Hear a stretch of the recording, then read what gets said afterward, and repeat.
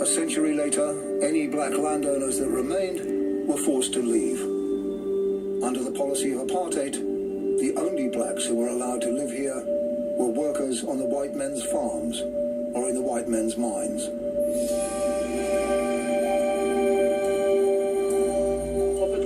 Keep those weapons on the target. Keep your triangles, gentlemen. Now it's the Boers who are feeling under siege. Keep your barrel on the target. I want as many barrels pointing at windows as possible.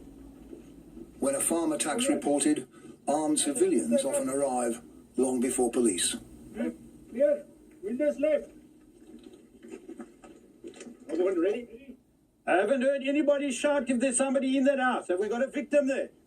The guns aren't loaded, but this training exercise is deadly serious. Move, yeah. There might be survivors in the house in desperate need of help, but the criminals might still be in there too. Ready, please. Okay, gents, what you did here was better than when you were coming through that door. Trevor Roberts' security company, Conserve, used to specialize in guarding wildlife against poachers. You guys are coming around and you're tending to turn the weapon.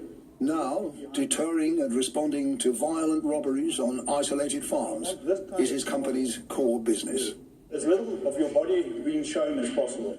A gun battle, he says, is the last thing he wants his volunteers to face. So it's there, and then move.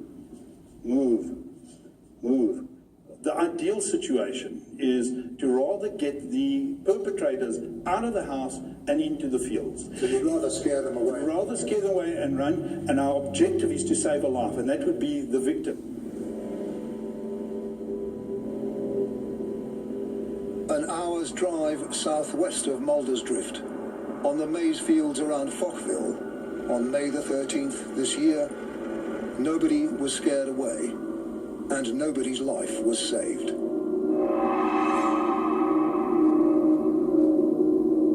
"78-year-old Fani Engelbrecht didn't have time to call for help.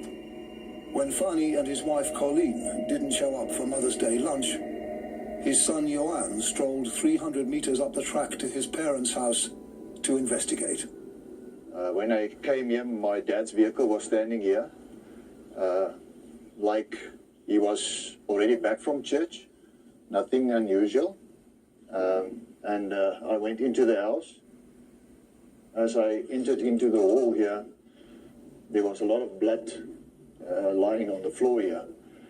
And I immediately realized that something is wrong. This is the door that actually broke down to get to our study. And I found them lying there, tied together, next to each other. Right here, tied together? Yeah, they were tied. My dad was lying on his back. My mother was lying face down, hands tied behind her back. My dad had a big gaping hole like the size of a golf ball in his throat. There was a pool of blood here all over.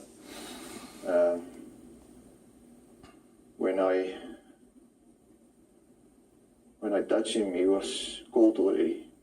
My mother was lying face down, but she was still hot. But I couldn't feel a pulse. Their throats were slit. They were tortured here. I found iron cords around my mother's neck.